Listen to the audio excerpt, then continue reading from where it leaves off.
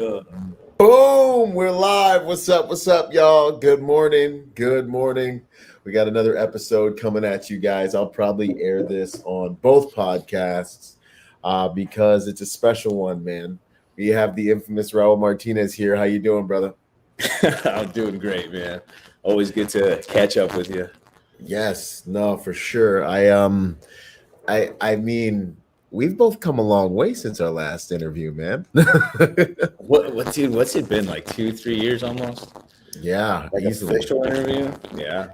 Yeah, man. I think I was just starting my podcast, and you were like, "Yeah, man, I'll kick it with you." And I was like, "All right, sweet, man." And we got to kick it and talk a bit, so that was pretty awesome. It was a good one. I still remember that one. It was a good conversation. It was early in both of our times, I guess. Right? Yeah, man. This should be a good feed off of what we did then. Yeah, man, and it's just cool to see we've gone and now we're meeting somewhere else, at another mountaintop. So that's cool. Dude, that's legit. Yeah. If you guys watching us, this is live, man, so we can interact with you. Feel free to ask questions. We'll be here for roughly an hour. Are you guys getting good sound over there? Yo, what's up? Here comes everybody. Boom, what's up? Come on in. Let me know if you guys are getting good sound. Hit me with a 7. Type 7 in the comments just so I know that everybody's up. And then we'll start getting into the nuts and bolts of this thing. I'm getting a little static when you're talking, Raul, so I might switch some audio sources up here in a second if it continues. Just keep me posted. Okay. Ha! Still working. All right, we got 7s coming in. Awesome. Give me a few more 7s. Great. Yeah, man. So check it out, Raul. So I'm out here in the world looking for good instructors, right, for my next event. And I spoke to a dude who, I look at as a big brother in the game. I don't know if I should say him. Awesome. We get in the 7s. We are good to go. And he was like, you gotta link up with Raul, man. You gotta link up with him. I just went through one of his courses and it's the real deal. And I'm like, we're already connected. I gotta circle back around.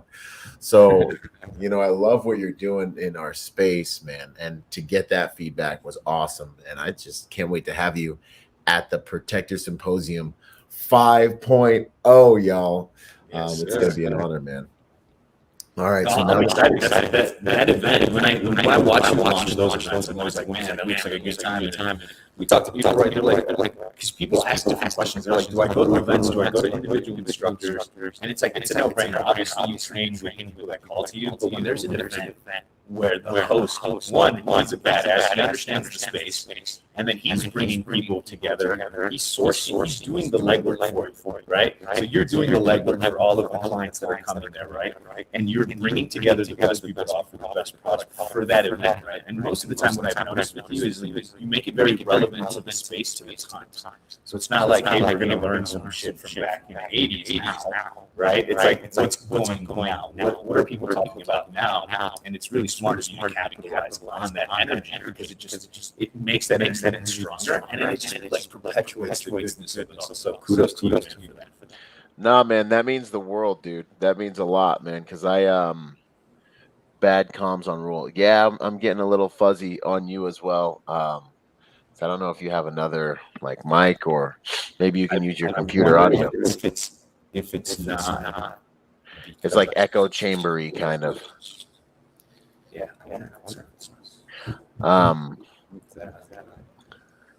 But yeah, while you work on that, I'll respond to what you're saying, dude.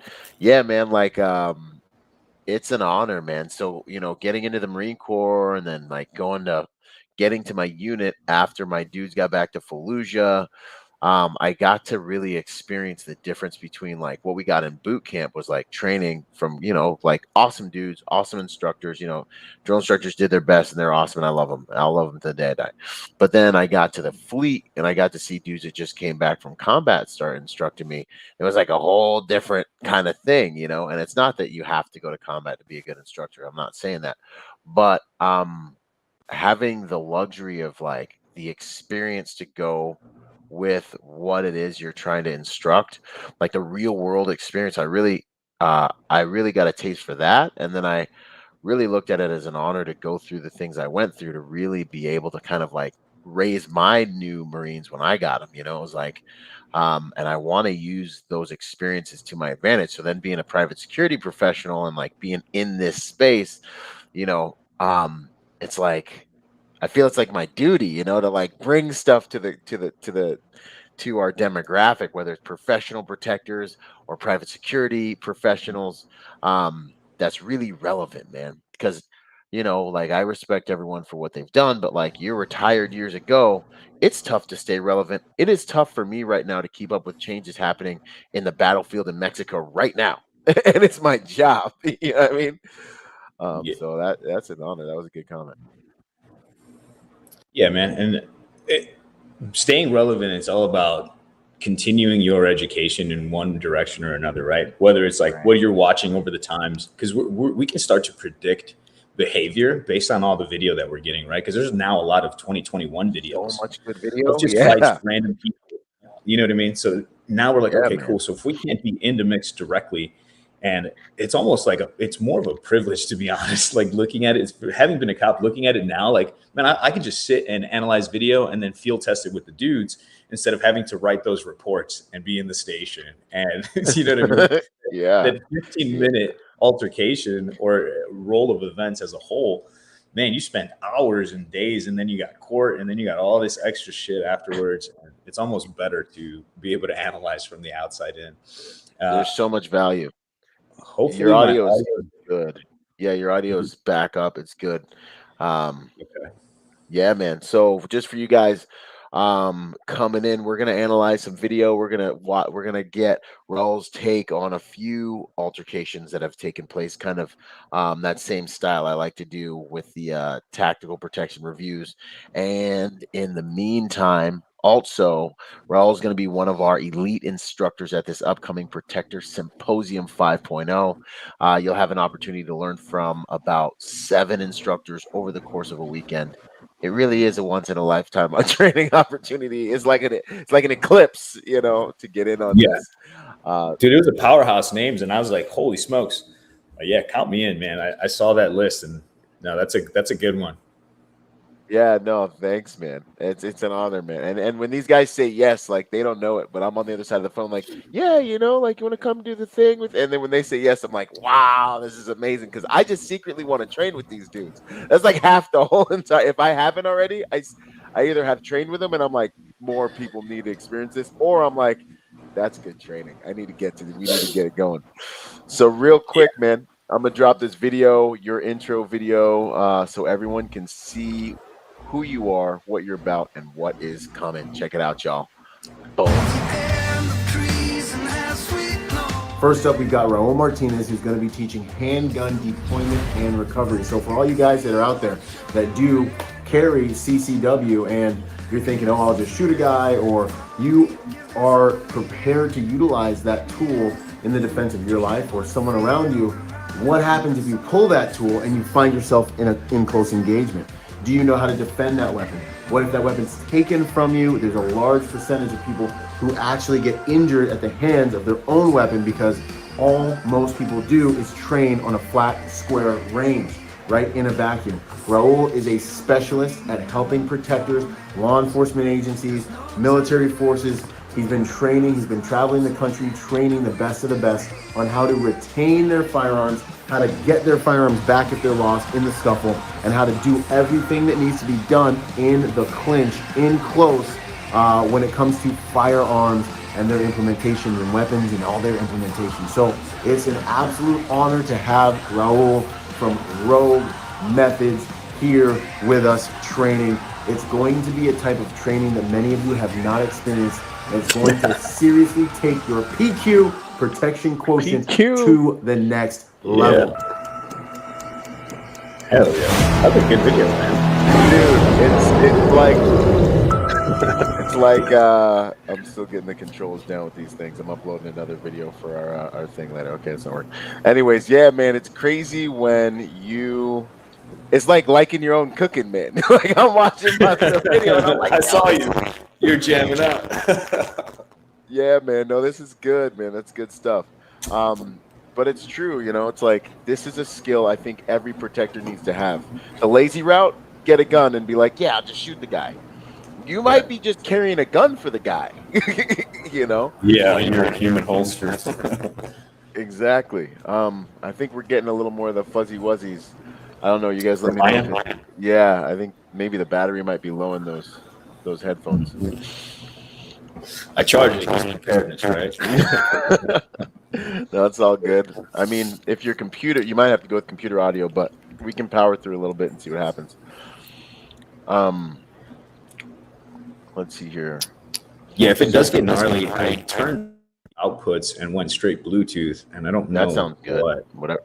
If you change, you sound great now. Okay. Okay. Yeah. So I'll try and do that. Okay. Sweet. So, boom. One of my favorite opening questions. And I've asked you this before. It'd be interesting to go back and see if it's the same, but who are you at your core, man? Who is the man behind the work? So, dude, and I think things change, right? And we grow and we develop as people. And little by little, I'm becoming more comfortable with even the answer to that question. And it's like, I just want to make sure that everything that I've learned that has somehow helped me goes to the people, goes back into the hands of people. So I'm still leaning towards coach, educator, mentor, right?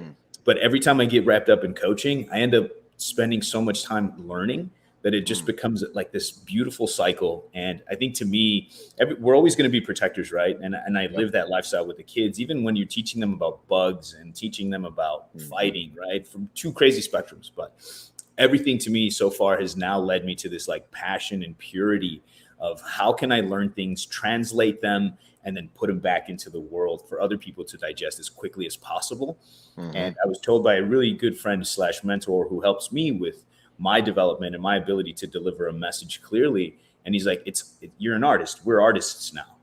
We're not educators in the sense where we have to like read off scripts and boards and write formulas down. You've got those formulas, you digest it, and then you put out the best, most easiest way so that people can actually learn from you instead of having to. The example is this, right? Is you go to a place and they give you a bunch of information, and then you have to go home and do a bunch of more research to just understand the information to only come back to actually learn what they were saying, right? Yep. Instead of that person doing all of that work for you and giving you exactly what you need without all the fluff, without all the extra science words and this, so that you can actually practice. And this is why the program with Road Methods has been so successful, is because we take it and break it down to the tiniest little level, and it's fused with practical application and training. So people are, if you can imagine, people are like, they're touching the material as they hear it. So now it's hitting you twofold. It's like this wave of energy. And that's how it was described. Like when I teach and I speak and I'm with you in person, it's like this wave of energy that you feel. And you're kind of like, okay, you're almost like moving already, warming up because you know what's coming. Yeah.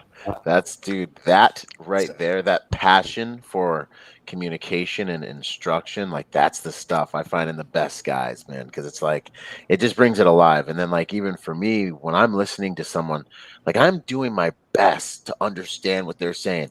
I don't know, maybe because I got TBIs, maybe because I'm a jock and a grunt, but I like literally am like, okay, I got to do this. Like that's just the way my brain works. So when you're explaining it and you're like, my goal is actually to have you like psychologically walk through this with me to the point where you're having a biological response to the way I'm instructing. That's awesome, man. And I think that stuff makes all the difference because, you know, I see that's the formula. And you see it, right? You see it in the way people perform. Like if you watch that video, I'm going to say about 70% of those people in those videos don't have any training. Think about it. You know what I mean? Like that is what inspires me. I wake up and I'm like, holy smokes. And I process the weekend throughout the week, and then I hit another weekend and I process that weekend throughout the week. And I remember everybody's name and I'm like, man, Steve was doing this, Tim was doing this. None of these two dudes they've never met, they don't ever fight, but they were able to do things similarly because of the curriculum, because of the programming. And they're successful. And some of the videos that you're saying, I mean, those are going to be talking points as to why it's so important. Other people have it in their programs. It's fundamental. You have to know these skills in order to be successful with tools because the hands carry the tools, right? So I think just watching people, and this is my goal, is I would rather have a bunch of people like me, right? Just an everyday dude now with a family and with friends, and wanting them to be just as good as anybody else because the material translates well to them. And that's what happens with road methods, man. I love it when there's jiu-jitsu black belts, world champions holding world boxers, or when there's Muay Thai, like hardcore fighters, right? They're just like rigid dudes. And when there's wrestlers, and there's like professional shooters, and they come together. And that's two genres. This is what I think is also very alluring to the brand and to the road methods brand. It's two worlds coming together and like colliding. Right, the shooting and the fight. And I tell people, if you're coming to this class, it's combative class. It's not a shooting class. There is shooting involved, but the shooting mirrors what would combative. So we have to have a lot of. So then, the ability to bring these two worlds together is what's so exciting. Because we'll have jiu-jitsu black belts and then a really tactical firearm shooter, but they don't know each other's stuff. But once these are mixed, it becomes like I don't want to say it's neutral 50-50, but there's advantages on both sides. One can fight, but one knows how to clear malfunction, as an example, right? And the jiu-jitsu dude might not know how to use guns, so he gets the gun to try and he's like, bro, this is so good. This is so good. But you got the reverberation thing going. The audio is still. I wanted to wait for you to finish, but it was getting so good. Something. Is it better here? I wonder if it's close. No, I think it's so much better. Microphone. I know, maybe because try it to does. Now you're clear. That's weird. I wonder what it is. I think it sounds like the more you talk, like the bandwidth of whatever you're talking it in gets full, and then it can't keep up and it's struggling to catch up. I see what you're saying. Maybe try to not use the headphones. Maybe just try to use the computer audio. I wasn't getting any audio through when I did the headphones. Do you have anything you could just plug in with? Maybe I'll try that. No, we don't. That was so good, man. So you guys pick up the slack for me. I'll work on it, man. Let me see. Yeah, man. No, so when you guys come to the symposium, man, what he was saying, I think, is amazing. The marriage of different arts, the marriage of different disciplines, being able to get physical with your firearm, and then actually being able to engage with your firearm. I think this is like the cheat code so you can spend 5 years in a martial art, 10 years in a martial art, and learn that martial art. But I think the huge advantage to learning from these guys is that you can basically train with someone who's on the mountaintop that's been able to take some of the best stuff, condense it so it's ultra chewy. Like, this is the stuff, these are the morsels that you would spend a lifetime to get, and be like, boom, here, now let's get some reps in, and you can have a chance to absorb that without having to go on the entire journey. And then you can go home with like 2, 3, maybe 4 moves that you can really start to try to get in to your biology, and your protection quotient is elevated, man. That's the beauty of training with guys that are, and that whole artist thing, man. It's so important, because this is our art. This is our contribution, Absolutely. That's where the passion makes it awesome. All right, I think you're sounding good now. And that translates, man. People feel it. When I hear podcasts or when I watch videos, and I'll watch body language, because everybody translates information differently. We don't learn differently. We translate information differently. And so when I can see, I'm like, okay, this has been somebody who's been doing this for a really long time, and they're really good at saying what they've been saying for a really long time. And then this guy's really good, but this is new, and you can hear his pitch tones, and he gets excited when people do certain things because he's actually reading his group, right? It's not he's learning too. He's learning. This is why there's nothing now that could stop me from continuing to do what I'm doing, because every weekend I learn more about people, I learn more about the program, and people who've been to my program early and then have done it now, came back to it. They're like, this shit evolved. It grew. It became different. And I'm like, it's always going to be that way, because constantly removing things because we're biased, right? Like if you're a wrestler, you like wrestling. If you're a jujitsu guy, you like jujitsu. But not all of those things apply, and they don't always work. So I have to remove this bias, like internal possession of what I would hope everybody could do, but that's not the case, right? Like this needs to work for people right away.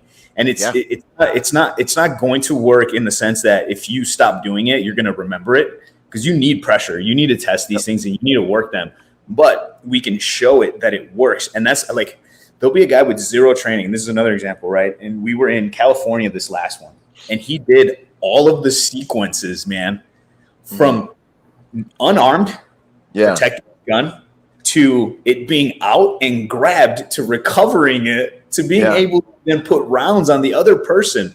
All sequenced events from the class, zero background. I fucking stopped the class. I picked him up. I was like, I love you. This is why we're here. Like, I get it. The Muay Thai world champion, but that dude's story is different. He chose a path to do that. This dude has done nothing, right, outside of being a good dude, being a good family man, doing what he does, and now he realizes he needs the physical activity, and to be able to do it on a 2-day course, fuck, man, that's a big deal. And that's what's most important to me. Like, if I can't teach you stuff that you can take home and practice, what am I doing? I'm talking to you and then taking your money. I don't give a shit. I don't need money. I love what I do, and it's important, right? Because here's the problem with finances, and I get asked this a lot. Like, why don't you do it for free? Like, because then I have to finance growth. I have to finance a team. If I can grow a team, we can teach people even more, like on a bigger scale, and we can donate and we can do this and that. People just get confused about what finances are, right? But yep. This is good stuff, dude. And you get to take home stuff to drill. Everything that we do in the program, I can do at home, and that's what I do. I'm like, okay, cool. If I'm not training today, I'll work off of a wall, or I'll work into a corner. I'll work off of a car, or when I'm working out in the gym, I'll just put a shoulder on the wall and be like, okay, see, these are some of the moves we've been doing. Okay, this makes sense. And so the more relatable and the more practical we can make the experience and the technical work, the more the person actually internalizes it. So my whole goal is to take what I think works, right? And everybody has a different idea of what would work. And I think that's great. Everybody should. I tell people this because they comment on my stuff and they're like, oh, I would do this, or I would do that, or I would never do that. I'm like, awesome, man. I look forward to seeing your educational video on the subject. I used to have the blasting fools with that. I look forward to seeing your videos because I'm excited to see what you're bringing to the table. And then they're like, well, no, I just want you to know. I'm like, well, I don't care. I want you to show people, right? Like, that's my rebuttal for people. Yeah, contribute, homie. Yeah, don't be a taker, man. People need to give more than they take, and unfortunately, the world is filled with more takers than givers, and that's why I'm honored to be a part of this with you, man, because you're always giving back, so it's awesome. But the material has to be digestible, and then it needs to resonate with people in order for them to actually care to want to use it. You know what I mean? If it's too extreme, if I'm like, hey, spinning back kick, dagger throw, fuck, no one's gonna do it. Ever. I can't even do that. It just sounds cool and it's too sophisticated, man. But that's been the biggest feedback received as far as the material is, like, it feels like it's mine. Yeah, I can go home and it belongs to me because my shoulder maybe doesn't go all the way up, so I can do this. Or my draw is a little different because my wrist is broken, so I have a locked straight wrist, and this gives me the option to do that. So that's the secret sauce, man. And no matter what, there's no gems that shouldn't be shared with the world because people are lazy anyway. So I can give you all the gems of everything, and you're not going to do anything with it. We have so much in common, man. Unless you're smart enough to understand these things, right? So I'll give you everything. I'll sit back and I'll watch. I think Gary Vee said that. Like, I'll give out all my secrets because I know people are lazy. It doesn't matter. They're not executors. They don't execute. Yeah. Like, I work 20 hours a day, every day for this brand, for Rogue Methods, and I love every fucking minute of it. For years. Ain't getting tired because it's passion. You actually gain power from working. It's like this. I want everyone in the world to get to this place, man. They see me. I made a video last night. I traveled, 10 hours, landed, got here, and all I could think about was, obviously family stuff. And then the second they went to sleep, I creep in my office and I'm just like in here taking over the world, That's beautiful. And that's the difference, like there's a few things you said that I just want to point out to you guys, I've noticed instructors that focus on communication are ridiculously powerful instructors. I love when you're talking about how I communicate, how I get the information across. This is a sign of someone who you can really learn a lot from. And then I know everyone says eternal student, but when you hear them articulate like, yo, I'm learning from my students while I'm up in here, how to serve my students better, how to get my information across better. These are the guys, you guys, man, that you really, really, they're all about it. And there's no ego in it. That's not like, oh, well, I got a tab and I'm this and that. And, back when he hasn't even told one story about back when he was, which we love. We love the stories. But, like, you know what I mean? The Yeah. whole conversation, you guys, has been about how he can serve his demographic better so far. Yeah, I mean, and that's where his heart's at, because that's what comes out of your mouth, man. That's good stuff, man. I love what you're doing, bro. What you're saying about how like the whole like it's like a thing, and I almost cringe when I see it. The whole like always a student thing, right? From instructor. It's And like it's this thing, this holy high ground thing everyone likes to throw around. And I'm not being a dick, and I'm never combative with people. If I disagree with you, either we talk about it offline, or I kind of just keep it to myself. I don't really give a shit. And I'll tell people, I'll be like, hey man, so what is it that you're doing to be a student? Well, I shoot more, or I do this more. And I'm like, man, we really have a different definition of what it is to be a student, because yes, I practice and I train every day, or as much as I can, the programming and the drilling that I do to learn and continue to keep it relevant. But my learning is what we were talking about. How can I communicate better? So I'm doing more training on communication. How can I turn my speaking into an engaging event versus just blah? So now I'm taking communication. Then I'll take leadership courses. I'll hire leadership coaches just to make me better based off of their realm. They're not even genre specific, dude. Right. Like I'll go. I did improv comedy just so that I can continue to flow well. And if I'm caught off guard, I can be like, well, shit, that's a good joke. Make a joke of that, and then switch fire. And now we're going this way. So continuing my education is more than just staying genre specific. Like I have to learn communication. I have to learn education. How do people learn? I have to learn how to be funny.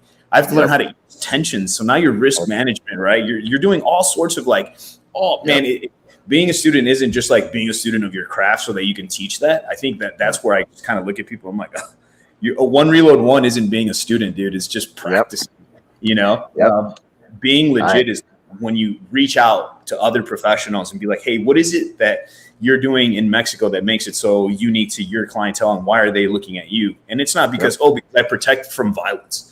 That's the short answer. It's because I look at routes. I look at the way people live. I look at demographics. I understand nearest hospitals to nearest helipad exits. I understand all these things. So now we're thinking with brain power, right? Not just brute force that everybody wants. The brute force is easy. It's what's inside that people can take from you. So no, 100%, man. And that and after this, we'll go into some real world video I have for you real quick, you guys. This will be good. But like, just kind of full circle on what you were saying about finances and the cost of training and why we do that. I'm doing a presentation about masculinity, which I approach with such trepidation, right? But it's so important and it needs to be spoken about. And obviously there's been an attack on masculinity and femininity. Both of them have been attacked. And I was taking a look at like the alpha and the beta conversation. And, I feel like there's a lot of ego that's gotten into alpha and beta stuff. And like, I feel like every man in different settings is an alpha and a beta. You need to know when to be a beta. You need to know when to submit to, like you were talking about. I have these guys that have contributed to my life. Like I am a beta in a lot of in a lot of arenas. And I'm good at that. And I'm a good dude that serves the pack or serves that unit or serves that guy that I've submitted to, because he has so much to contribute to my life. And if I can't pick that up, then my growth will be stunted, right? But then there's the alpha, which I believe is the guy who's focused on the entire pride, the entire pack. Like I have my tribe. I need to be focused on it, where I'm moving people, how I'm moving. And this is the reason, because either of us would probably do a lot of this for free if we didn't have the mission driving us and the tribe we need to make sure is healthy, and all these things that have to be driven. And so we have to be strong in what we do require for access to the training. You know what I mean? And so like when they look at the price point, I'm like, guys, this is because I'm on a mission and I need to get more good people, more training, and this has to be profitable in order to do that. You know what I mean? We would probably do it for free, but because of the passion that we have for the overall, that's why you guys see these price points where they're at, man. You know, that and logistics. I think people just don't see the logistics. They're like, oh, he's just going to come here, dude on the range. Yeah. Man, I'm like, hey, on a cheap weekend, for me to put on an event, and I'll share it because again, it's important that we're clear with people. On a cheap weekend, I'm paying for the weekend to transpire up front anywhere between $2,500 and $3,500, up to $4,500 just to put on an event in your backyard, in the people's backyard. Like I live in Phoenix, Arizona. I could just host events here and have no overhead. But I'm going to Miami, I'm going to Orlando, I'm going to Denver, I'm going to Chicago, I'm going to Wisconsin, I'm going to everywhere that I can go to get it as close to the people as possible because I understand nobody wants to travel. So we already take on the blunt of what it costs to put on an event, and then everything else is just, hey, man, just show up. Yep. And there's so much overhead that I think that's what people miss. They miss out on seeing that side of it, and I get it. Yeah. And this is important that we have these conversations so that we can cue people in on it. Like, yeah, man. We get it free. I can't fly for free to go put on free. You know what I mean? Like, that's and you got to feed the machine, man. I love it. Let's dig into this video real quick. Boom. Okay. He's going for it right there. Okay, so this is a video that took place in a prison, and I think, you know, some might want to say, hey, this is law enforcement centric. This would never happen to me as a CCW owner. But the reality is, you know, one, bad guys do bad guy things. So they know bad guys and protectors are the two people that are probably going to know you're carrying a weapon. And if you are a protector, you've got to have a full spectrum of skills in order to be able to do that efficiently, because you don't have a crystal ball. You don't know what's going to happen once, you know, the chaos starts. So whether you're in law enforcement or not, pay attention to this and see what you can learn from this. This is a sheriff deputy or a law enforcement professional inside a jail who gets engaged by one of the inmates, and he starts going for his taser, which we know you cannot get incapacitated in these environments, or if you have a weapon on you. If you have a weapon on you, any altercation can become a life-threatening altercation. So you got to be able to navigate it effectively. All right, let's let this thing roll. He's going for it right there with his right hand. He also grabs with his left. You can see he's trying to press the button. Right there, he has the taser in his right hand. At this point, like, I have to get the taser back. You have to. He could tase me, he can incapacitate me, and he can basically do whatever he wants to me. Also, if he hits me with it, you know, it's a blunt object, he can hurt me. So all I was thinking right there was get my taser back. Yeah. We're fighting for the taser right now. At one point, you're going to see a light, and I'll show you. Right there. You can see the light. You see where the table is? You saw the light? Yeah. Well, you can see the light. Basically, the taser activated. Boom. So he's in this struggle. What I can always rewind to certain parts of it, but what goes through your head, man, as you see something like this going on? Maybe what could he done? What, just, you know, freestyle. So, man, right off the bat, so people understand the taser, it's a 5-second window, right? You get a 5-second ride, and if the connections hit properly, you'll seize up pretty well for about 5 seconds. So for 5 seconds, you have zero ability to defend yourself and do anything with, right? Now, they're in a building locked, right? They're in fucking jail. It's like the worst cage match ever. Well, think about it, man. The dude taking the taser, he's not trying to run away. He's not trying to incapacitate you to run away. He's going to work your shit, you know? So you're in trouble here as a CO because the dude's got nowhere to go. So if he's getting tools off of you, they're for you. You are going to receive those tools in whatever means he's got to give them to you. And he's right. The light, it lights up when it discharges. So the gun, the taser's fired off. It's cooked. So now if you're entangled in those wires and you're kind of rolling around, the wires can get you too. So depending on them just pulling it. So it's not only the prongs, it's the wires. So you got to be careful. And I think the better models now don't do that. But the models we had, if you touch the wires, it was an issue. But being connected with this dude, I'm not sure how they ended up there. Yeah. But man, you can make space, right? Okay. Because so when it's tool specific, and we talk about this, sorry, I don't know why that's coming through. Telemarketer. Sir, your Always a car. telemarketer. Or is the policy email, the policy calls, you know, that we're talking about?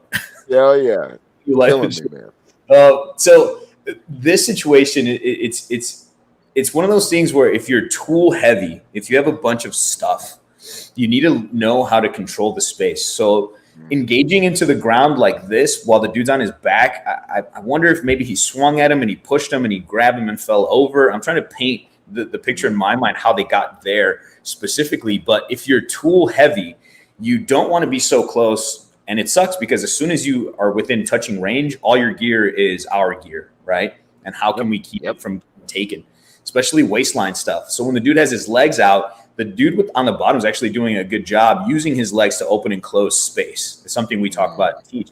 And it's something that people know how to do. They don't know that they're doing it, right? Like when you squat down to pick up something from the ground, you're actually doing a rep on closing space, and then you stand up and you're opening space. So this is the art that I'm telling you about. How can we take something that you think is combative related only, but it applies to your everyday life, right? Nice. So you pick some shit up off the ground, you're closing space, and then you're opening space. There, one rep in fucking gunfighting. Little things like that.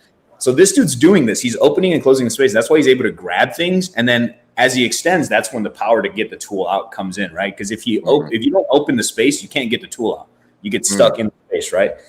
So the offense is kind of feeding him that energy too. And he's controlling the guy, but he's not controlling his hands, right? And hand fighting is a very, very integral part of the combatives that's tool-based, because you have to control the hands, which control the tools.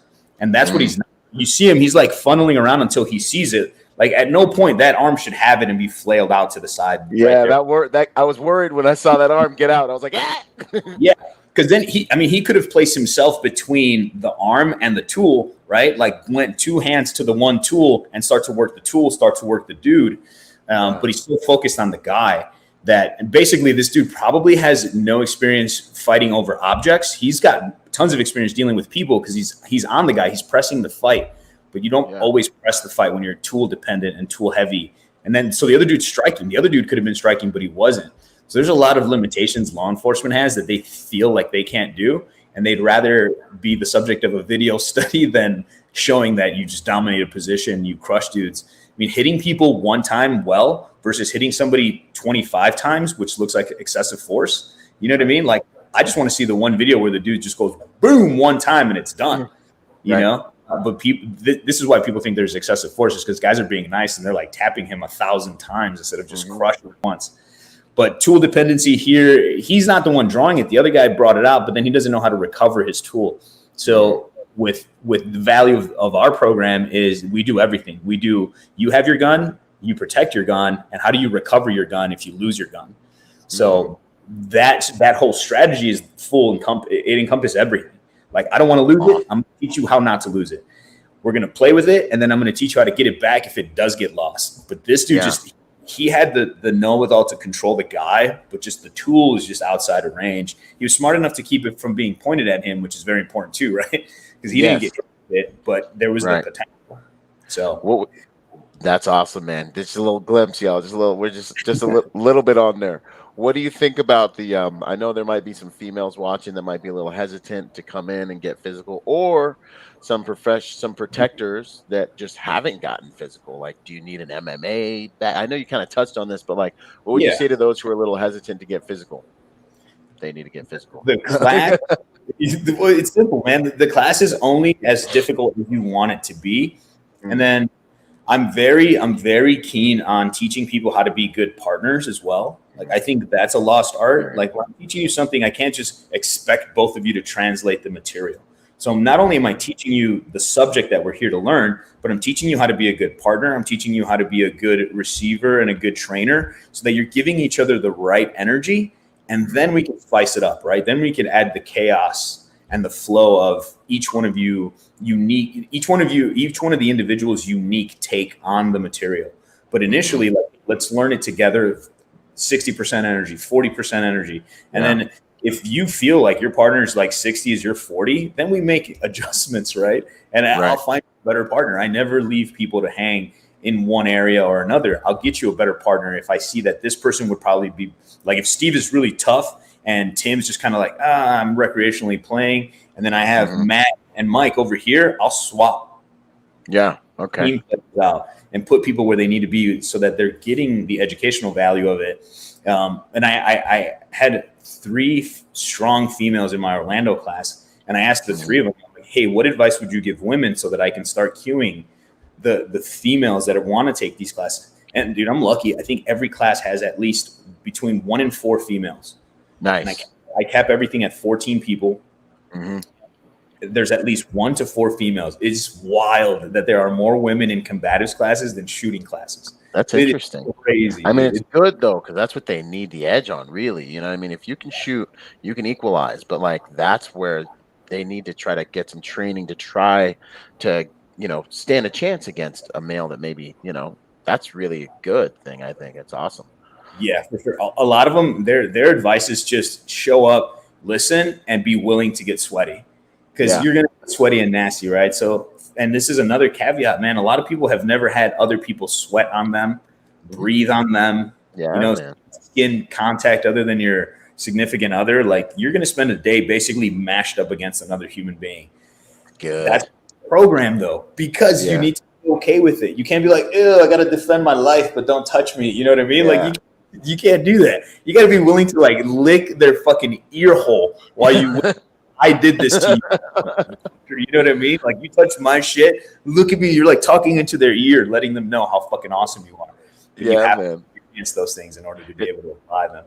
It's so important, man.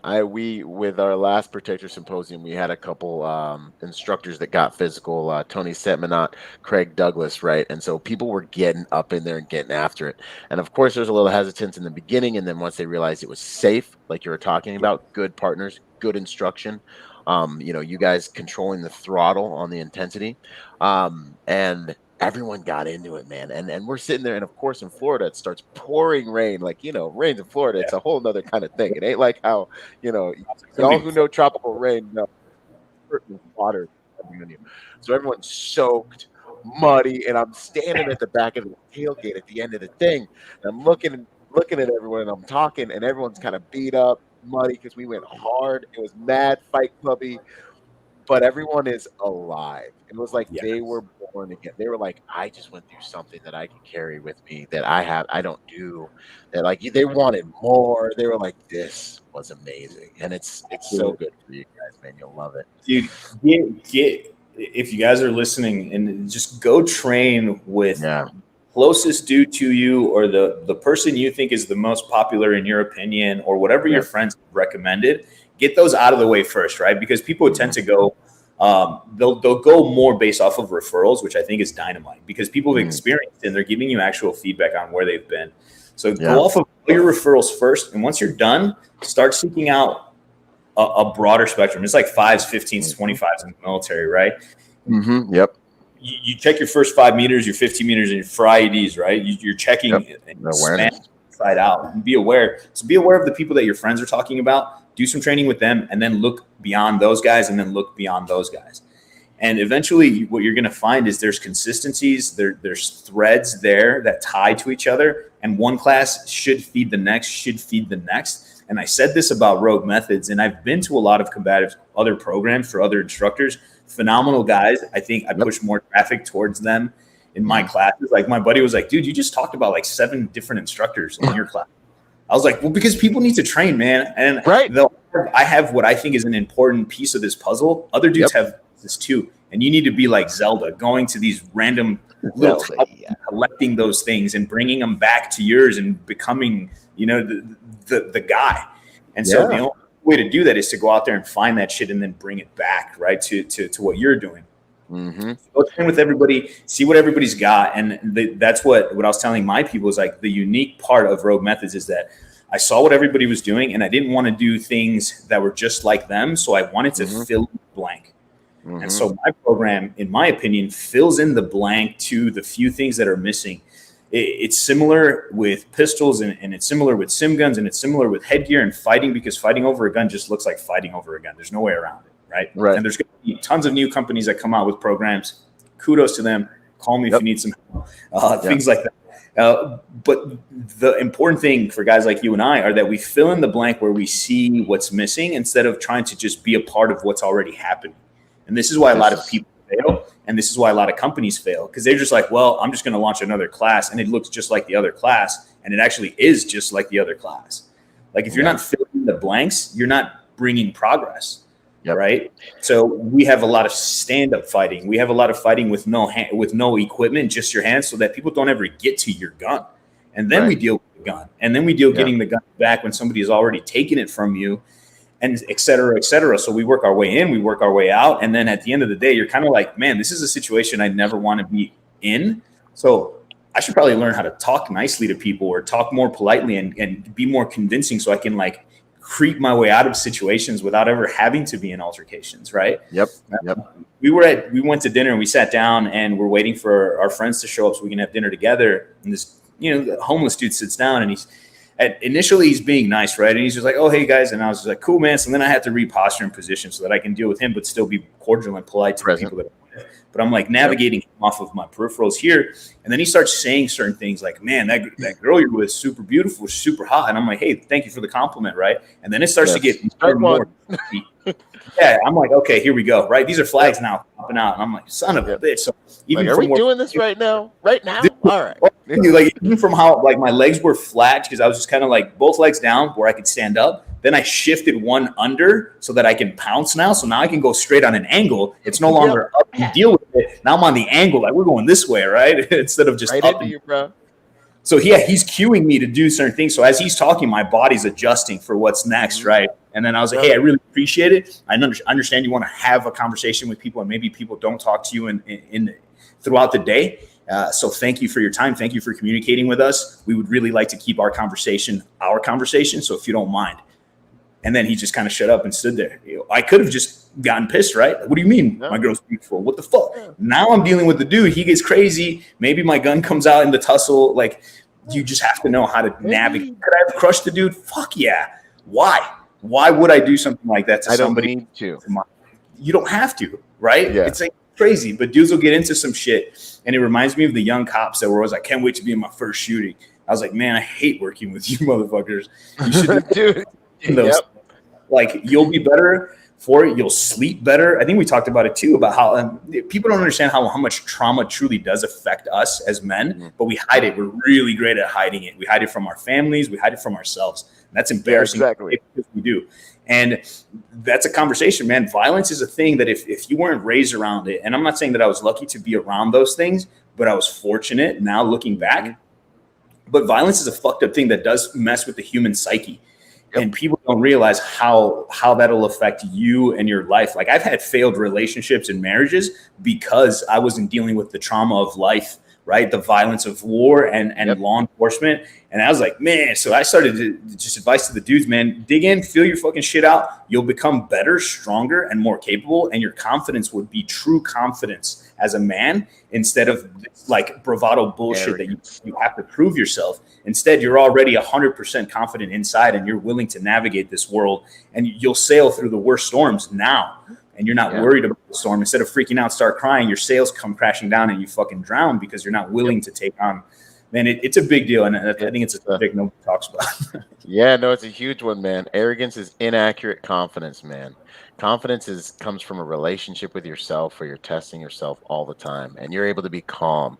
I dropped a whole string on IG Live this morning on the difference of confidence and arrogance and why it's so dangerous, and masculinity, how you do things, we've done things before, but you need to earn your confidence every day. What is the decision you've already made today telling you about yourself? You're communicating with yourself right now based on what you're choosing to do and not to do, and all these things.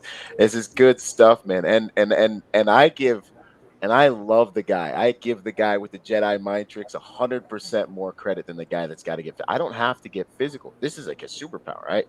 I tell this story every once in a while. It's really quick, but like I was driving around, and I'm kind of like I'm a little bit of an offensive driver because like my whole life is moving at like 800 miles an hour. So I'm just like driving and I'm like taking what I want. Like I know I'm offensive sometimes to people, and I'm driving and I see my turn to the last minute. I cut this dude off.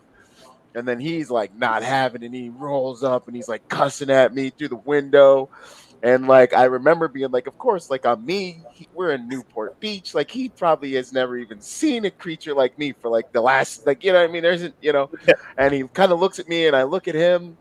And, obviously the one side of my brain's like, dude, let's just crush this dude. The other side of my brain's like, nah, man, come on. You ain't got to do that. Like, you know who you are. Like, and I look at him and I'm like, hey, man, I'm sorry. I'm like, sorry, bro. I shouldn't have done it. I shouldn't have cut you off. You're not wrong. And he's like, and I'm tactically respectful. I'm tactically polite. I am genuine, and boom. And he's like, and I'm like, let's just have a good day. It's sunny and stuff, and he's like, all right, man. I'm like, my bad. I'll try not to do it to anyone else. So it's boom, dude, right there. No one had to bleed. No one had to die. No one had to go to jail. No one had to like get the vision out of their mind of stabbing someone or shooting someone for the next 4 or 5 years. No one had to go to counseling. No one's mom lost their son and daughters lost their freaking husbands and fathers. Like, dude, violence sucks. Like that is, but we must be good at it as long as we live in an evil world. You know what I mean? Like you become the bad guy in somebody's story if you save your own life, let's say, and you crush somebody else's. You're the bad guy in their family story. You know what I mean? You took their dad away or their mom, whatever the case, regardless of the situation.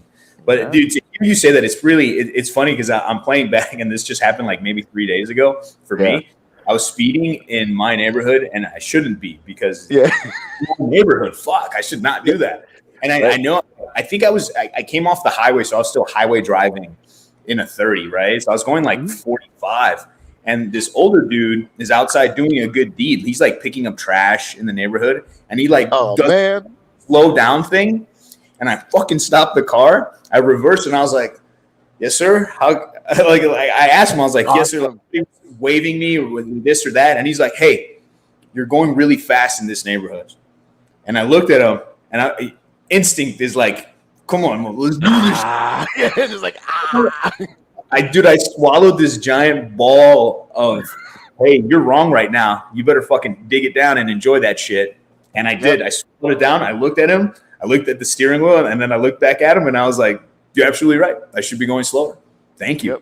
Thank you for caring enough. Oh, man. That's that. And it reminded me of your fucking story, dude. But I remember swallowing this ball of pride because I wanted to be, you're telling us to slow down, right? Like, right. But he's a good deed. And then he tells me that, and I'm like, motherfucker, he's absolutely right. And so now I make it a point, no matter what, as soon as I enter the threshold of the area that we live in, I drop the fucking thing. I'm super aware. There's people out with families. Like, he's not wrong, man. And if we actually do start learning to take care of our people and our communities, everything will be better, regardless of all the bullshit in the media.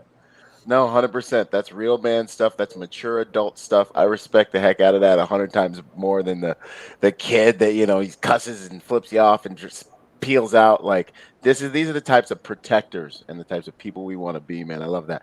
Real quick, as we get into these closing questions, is there a specific situation that you went in and then experienced? And I just think it's awesome that we can be like role models of that, man. Like, that's the stuff, man. Like, ego is important. You should take pride in what you do, but you must have a healthy ego that comes from experience with yourself, so you know who you are and you don't get blinded by arrogance. That's why pride comes before a fall, man, because you can't see nothing.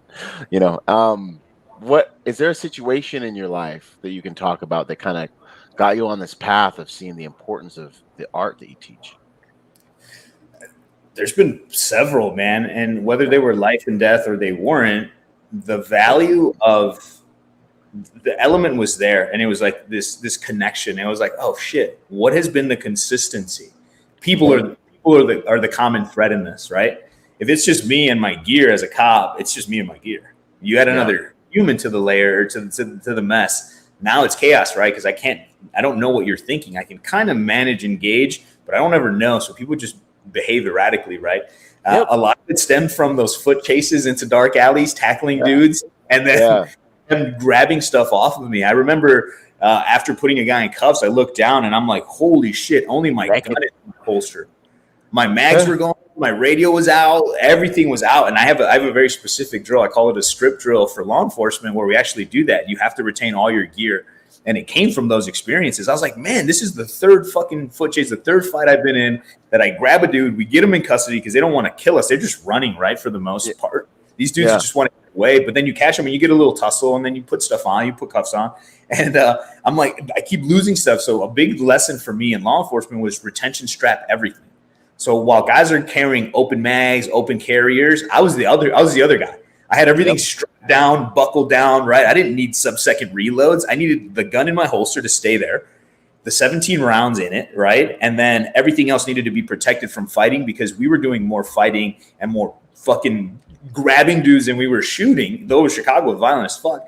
But we were doing more of that. So protecting our gear, protecting our gun, all of that stemmed from that world. And in the military, it's the same thing, man. You're clearing rooms, and dude rushes you, and now you're like, oh shit, you got to deal with this. There's still priorities of work, so dudes have to do their job. It's funny, I was having a conversation with a friend, an SF guy from close by, and we were talking the same things. Like, we have to learn to navigate these problems, and nobody was. And so the guys that take it upon themselves to be like, hey, that's an issue. Let's fix this problem. Let's get people educated and trained.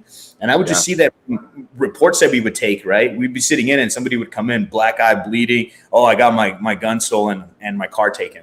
And I tried to defend myself with my gun, and they took my shit, beat my ass, took my gun and my car. And now they're filing reports. So we're like, oh, this is a thing. So if people are going to carry guns, let's show them how to keep their guns, or how to get them out and play where it's safer for you to do it, where you don't get things taken from you. So a lot of it was an environmental cue. It came from the public continuously bringing this problem, not directly. They weren't saying, hey, we lost our gun. Can you help us not lose it? That wasn't the question, right? It was more like, hey, we lost our shit. We're fucked up. And then my interpretation was like, well, how can we prevent this? Okay, cool. Education training, programming. And so this is where the program came from. Just street fighting, running around with shit, losing things, getting things taken from me, taking things from other people, being in the military, being in law enforcement, being undercover narcotics, was hiding guns in random places and doing cool shit. You know what I mean? Like, all of this had to play this game, and then finding guns on people in random places. So now I'm like, man, I think I'm controlling this guy up here, right? And he like pretends to bow over like he's hurt, and he's pulling shit out of his fucking sock. He's got shit out of his fucking butthole. Like, dudes, they go in weird places, man. You know what I mean? Like, it's like you have to be so mindful. And so the program to me was an experiment into how quickly can I get somebody to be good enough to protect themselves, their people, their property, and get them home safe. So let's do this. Train, let's get it happening. And that's where the program came from. And it does incorporate a lot of jiu-jitsu. It does have a lot of boxing. It does have a lot of good stand-up wrestling. And then a lot of mindset, man. I go through a leadership portion of it because I want you to be in charge of yourself as a person, especially when you start incorporating tools and tactics. Like, you have to be the leader of that ship, right? Yeah, you can't be 100%. like, oh, said this one time. No. This whole thing needs to be yours now. Right? Like, I'll come and support you, but it needs to belong to you. And the only way to really take responsibility is to become a leader of your name. And I say this in the class to motivate. I was like, you came here, you have a first name and you have a last name. You represent that fucking clan. You better act like it today. Take care of the people around you. This is a big deal. And then people are like, whoa. And I'm like, ruined, man.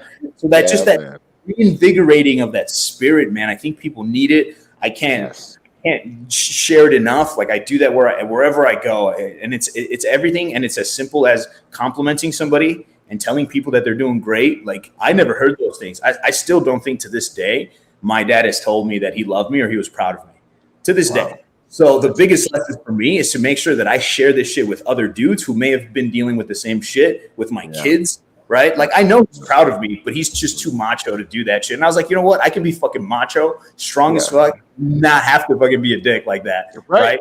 Different genres, different eras, I mean. And so with kids, I'm like, hey, good job on that. Let's fix this. And now it's a full good job because it wasn't done well the first time. So it's not this false like participation trophy centric for people, man, because you have to earn it. And in my class, my stuff specifically on the side, outside of events, I have these things that I give people only when you pass the class, only when you finish the drills. So if you don't do the participation drills, you don't get what everybody else gets. Yep. Right? Like it's a rite of passage.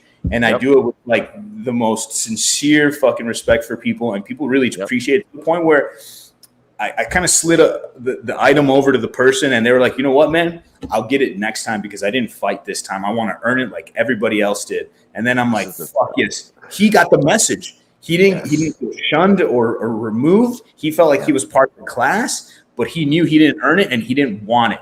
Now we have leadership being instilled in people, man. People are like, I want that. I want to be the guy. I want my name to stand on this fucking cliff with you guys. You know, like that's a big man. And earn it righteously, like in right standing, like, and that's when it becomes valuable, man. We do the same thing in my EP school at the league, man. You get a certificate of participation or you get a certificate of graduation, and we have to do that so that those certificates are valuable. So that and we pour our heart, soul, blood. You know, and I think something that the training arena struggles with is the financial equation of, hey, we got to keep people coming and having a good experience at our training, so they want to come back. But then, you know, I see a lot of participation centric training, you know, and it's like, no, I want to get you to a standard.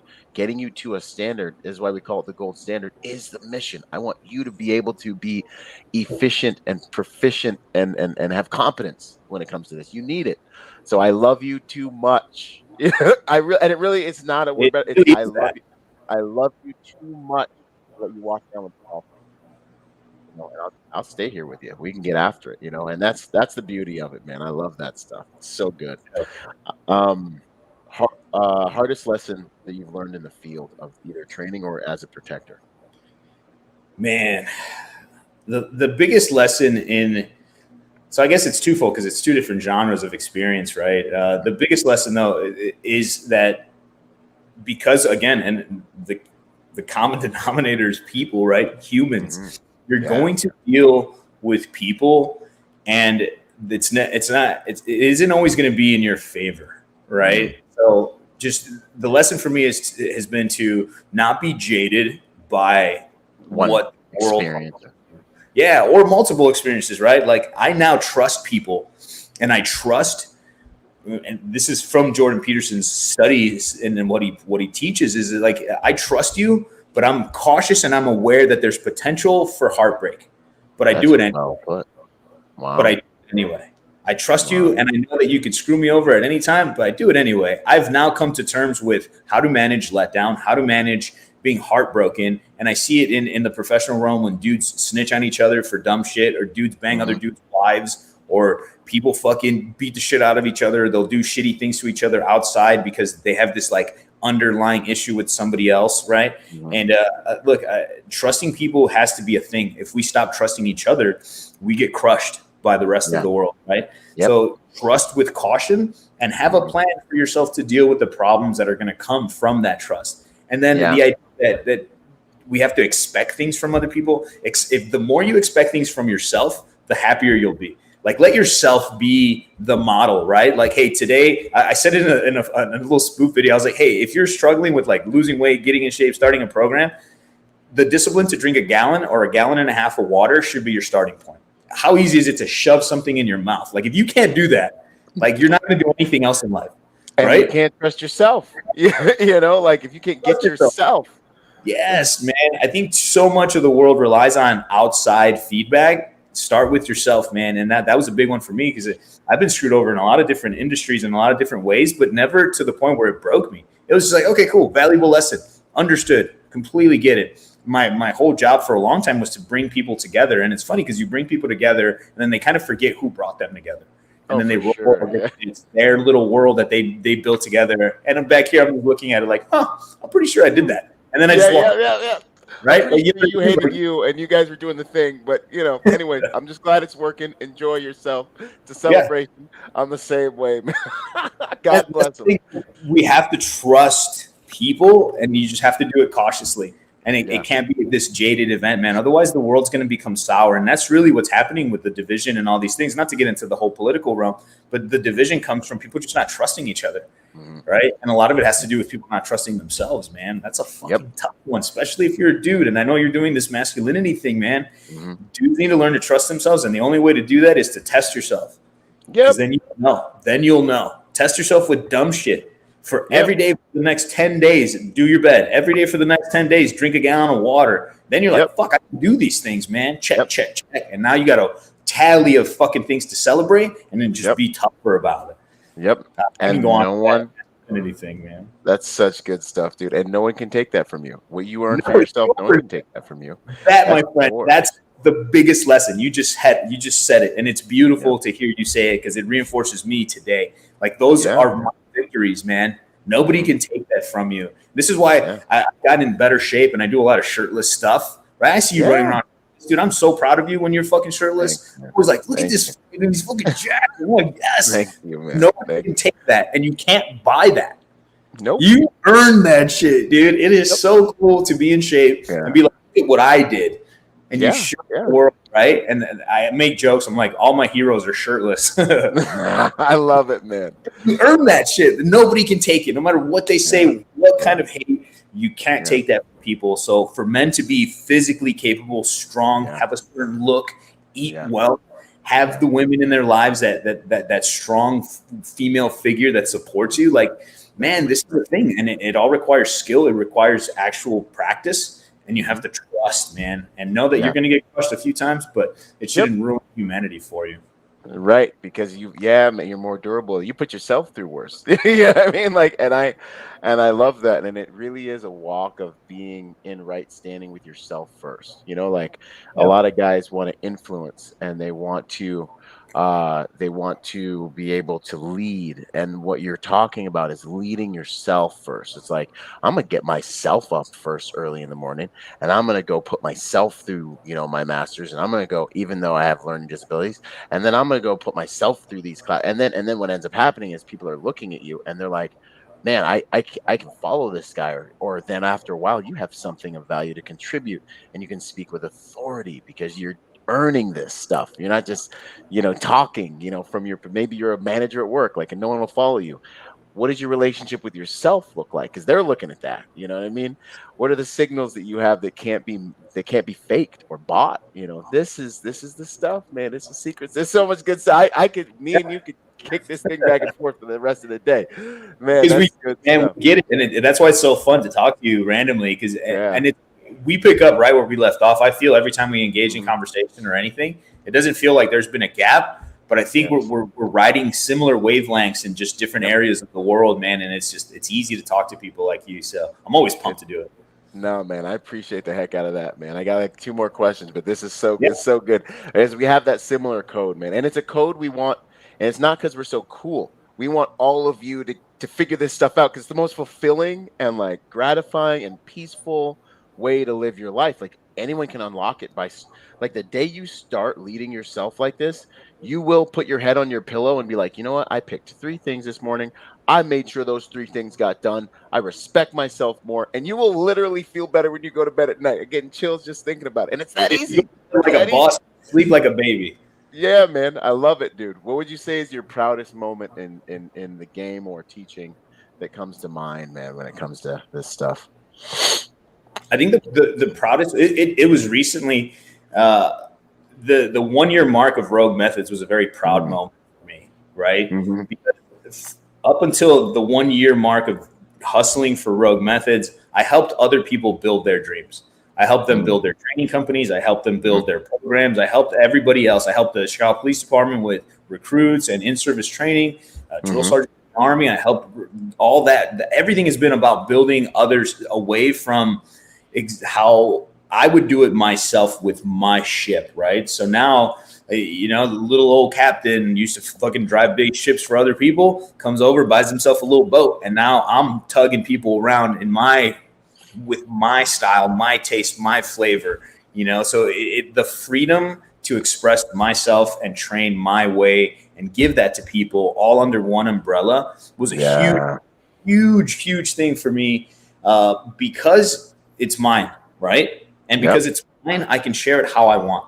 I can build relationships if I want. I cannot build relationships if I want. I can choose to not be a part of certain things. The labels all come because I've chosen to be with those people in these relationships, right? So to me, that was a huge deal. It's something I'm incredibly proud of. The family's incredibly proud of it, and it's a family endeavor. And if you buy merchandise from us, the little kids help put stickers on the wrapping, and the kids are folding shirts, and everybody's a part of it because they're all getting the experience to earn why we do things for this brand and this family, and so they're so they can grow in that space as well. But that 1 year mark was huge for me, man. Having come from a single mom living on a 3rd floor with her and 4 siblings or friends that were staying in a 2-bedroom apartment to being able to have a house and provide for the family and then do what I love, teaching, sharing, and building others. Like, man, that 1 year mark hit hard for me. And I was like, hey, I wanted this for 10 years and I couldn't see it. And now here we are. That's so awesome, man. How do we make it bigger? And how do we make it bigger? So goals into the future is to, in 3 years' time, hopefully have a bigger team, have a stronger presence across the country, and just have branches in different locations and have good dudes running and managing those things. And they're all going to be leaders in their own right. We'll come together to collectively bring about better designs, but I don't want to be the top guy dangling the fucking leadership strings, right? I just want to be the dude doing this, and we can come together and do it together. I know what it's like to lead. I know what it's like to follow, but I also know what it's like to be on a team where you have a team full of fucking leaders, man. That is juggernauts. That's I love it, man. That's always my goal from the guy at the very front lines all the way up. Everyone needs to be a decision maker, a juggernaut, and I'm big into decentralized command. Like, here's the mission. This is where we're going. You guys are going to be in your skirmishes. We're all getting to this point. Get here, and that's the way, man. When you see all your guys are all juggernauts, it's like this is the pack. Like, this is the way it's supposed to be. And when you see your unique contribution serving people and improving their lives, I haven't found anything more validated. Like, I've been hanging out with billionaires since I was 21. I've been kicking it with billionaires since I was 21. And I'll tell you right now, there's things that money can't buy. And when you start to see your unique contribution to humanity really, really do good for people, man, that is that. So I get that, man. That's beautiful. That's you're absolutely right. Especially in those higher echelon pay brackets of people, there's stuff that they can't buy. And they try really hard to buy it, but they can't, right? So maybe sometimes they surround themselves with the people who have what they want just to feel like they can get it. And I've seen it. It's actually a very true statement. And no, it's a thing, man. It's true. It's interesting. It's kind of sad. Sometimes it's kind of cool. I've had a couple of them sit next to me on a private jet and like look at me, and I'm literally with just headphones on the computer trying to change the world, trying to create, and they're like looking at me and they're like, "You're just happy. Look at you." and they're like, we're on my jet. I'm pissed. And you're just over here having the time of your life, aren't you? I'm like, I'm just trying to change the world, sir. And they're like, all right, whatever, man. No, that's so good, man. That's beautiful. And then let's see. Last major question, man. What's it all for? How do you want to be remembered at the end of the day? I just want to be remembered as somebody who contributed their part of the puzzle, somebody who gave back. Right. I know a lot of guys, and this is another question I ask instructors too, man. They're like, I do it for my family. That's a no-brainer, dude. Like, we know, like something real and pure, man. And it's the message is this, man. How can I give? And I said it in the beginning. How can I give you what I've learned to be something important, something that's kept me safe and others safe, and leave it with the people? Information should be shared, not hoarded, right? Especially that's good. So sharing that and passing it on. I mean, if I'm going to leave a legacy, it's going to be that the company continues to teach and better people and make people more independent and strong through training and leadership and fucking mentorship. That's what I want. I want to have the platform that's big enough to make real, true impact for men and women, men more because we have to take on roles that women don't take on. Right. And so I want dudes to be empowered by what we're doing. Obviously, we want women there too. Fuck everybody, bring it. Right. I had a kid in one of the students in the class brought their kid and he wanted to fight, so he put gloves on. We're over there. I made a joke. I was like, finally, somebody my own height, right? And we're over here fighting. And so that's my message. That's what I want to leave as a legacy: is how can I give people back what this country has given me so much of, right? Mm. Maneuver, the freedom to succeed. And obviously it's a niche market for me, right? Because there are better people at other things. But Right. what I'm good at, I want to leave for the people so that they can continue it and the team can continue it. So that'll Yeah, be my, man. hopefully one day I can leave everything that I learned and it sits there and it helps other people. It's My beautiful. family, all right, they know how to survive. That's what's up. No, they say you die 2 times, man. Once of your physical death, the second time the last person says your name or benefits from your contribution, after you go. That's the death of your influence. So And to that, every time I travel, that's actually, man, it's really cool to hear you say that.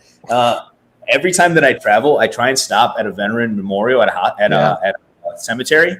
yeah. And I made my guys do this last time. We low key sit there and we read out loud every single veteran who's died overseas. We'll read the walls at these cemeteries and we'll read their names out loud so that they're spoken back into the world. Like I get chills thinking about it just now. I say that so and I'm good. just in a Colonel John Jones and boom, and I'm like boom, boom, boom. I'm hitting it and I'm saying it out loud and I'm like teared up, crying in the moment. Yeah.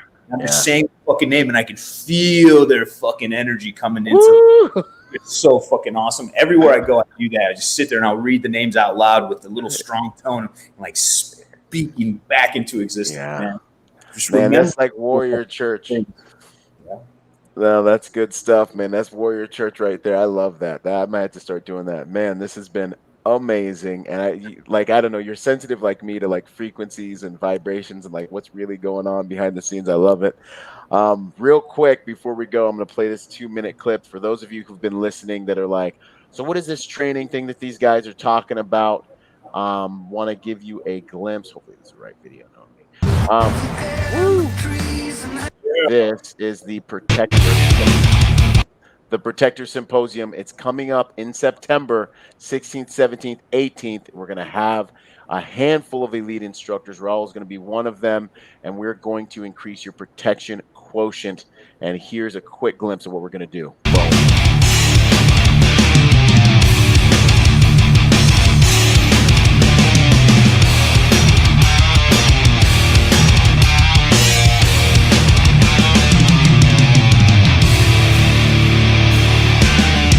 Boom, ladies and gentlemen, the Protector Symposium 5.0 is finally here. The Protector Symposium is a quite legendary live event that goes on in the protection industry where I bring in about 5 of the world's top protection trainers in various disciplines. The infamous Craig Sawman Sawyer is going to be in the house, and he's going to be laying down some wisdom about what it takes to be a modern protector. He's got an amazing background, Navy SEAL, SEAL Team 6, sniper. He's got expertise in shooting, surveillance detection, anti-terror task force operations. Next up, we've got Raul Martinez, who's going to teach you the art of being able to implement, regain control of your firearm in the clinch. Do you know how to actually pull that weapon and implement it in close range? Can you get it back if something happens to it? Next up, we've got Ed Calderon, the infamous, who's going to teach us weaponology, which is one of my favorite courses because I believe this course is maybe more dangerous than 90% of the courses that I've taken over my professional career. You're going to learn the ology behind weapons. Next up, we've got Kawa 2 Alpha 2 Quit, who is a Green Beret who's been teaching elite fighting forces the art of close quarters movement, close quarters battle, how to fight with a gun inside of a building. Last but definitely not least, we've got the infamous Instructor Zero coming to us from over the pond. It's an honor to bring him in. I've been wanting to train with him for a long time. He's going to be teaching us how to fight around vehicles. Where do 80% of force encounters take place? They take place in transitional spaces, on your way from your office to your car, on your way from your car to your house, at the gas station. Watch my tactical protection reviews and you will see that 80% of those vehicles are outside around vehicles.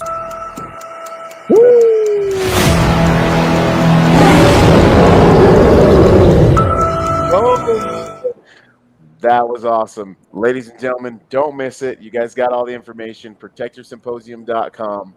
But for this episode, man, Raul, this has been amazing. This has been an outstanding conversation, man. It's an honor to work with you, honor to serve with you at the same time, on the planet. And I'm looking forward to training with you, man. It's going to be good. And you guys, I'm gonna be out there getting dirty and training too. So some of y'all, might y'all might beat me in the clinch, whatever. But I'm a student, man. I put myself in these classes because I'm on the journey with you. I ain't never pretend like I'm perfect. So we gotta all get after it together as a family of protectors who are getting better together. That's the game. That's the aim. Yo, man, thanks so much for your time and attention today. This has been an epic conversation. Thank you, man. Quick shout out to everybody in the comments. Thanks for participating and leaving your mentions. I saw a couple familiar names, a lot of people that I've trained with. Thank you guys for supporting everything that we do. It's a huge deal. Thank you, Byron, for having me and letting us share our message with you and your people. Hopefully, for a fact, I know it's all going to make sense and it all blends well. So we're going to see that. And you being out there grinding it out in the mix, man, I give every student, when I don't have an injury, I give every student in every class a look. I give them a bad guy look and we drill. So everybody gets a chance to do something with me, and just so you can feel the energy, man. And it's a thing when we give people that energy. And so I'm excited that you're in the mix. I'm in the mix. We got Ed, man. It's going to be a great blend of dudes doing good stuff. There he is, Jeff, saying what's up. Out of Vegas was the last time we trained, man. What a great dude. He came out, a humble guy. I know who he is now. He's a world-class fucking coach and fighter, and I was honored to have him there. I was like, fuck yeah, let's do it, man. I'm always humbled when there's high-level dudes that have – not only do they take the time, because they're educators too, that come out and do training with other people, man. That's a big deal. Similar to what we do, right? We find professionals and we go to them and do private training. So thank you again. Thank you to everybody who listened. If you want to – drop it. Me? I'm doing it. Okay. Raul Martinez Jr. and then the Rogue Methods page. I know that's one of the questions, so I'm not being preemptive, right? No, you're good, man. Whatever you got, let them know. Let them know where they can find you. Yeah, follow the message there. We're all one big team, one big unit, all of us together anyway. So I'm sure if you're following Byron, you're following my stuff. So that's where you can find me for more direct stuff. But for fucking sure, you'll see me in Tucson. I wore my Tucson shirt just to represent. I love it, man. That's the vibe. Yeah, we'll put your link to your website in the show notes. You guys, this will drop again on Monday as one of our podcasts. And yeah, man, once again, thanks so much, brother. This has been awesome. We'll see you soon, man. Yes, sir. Boom.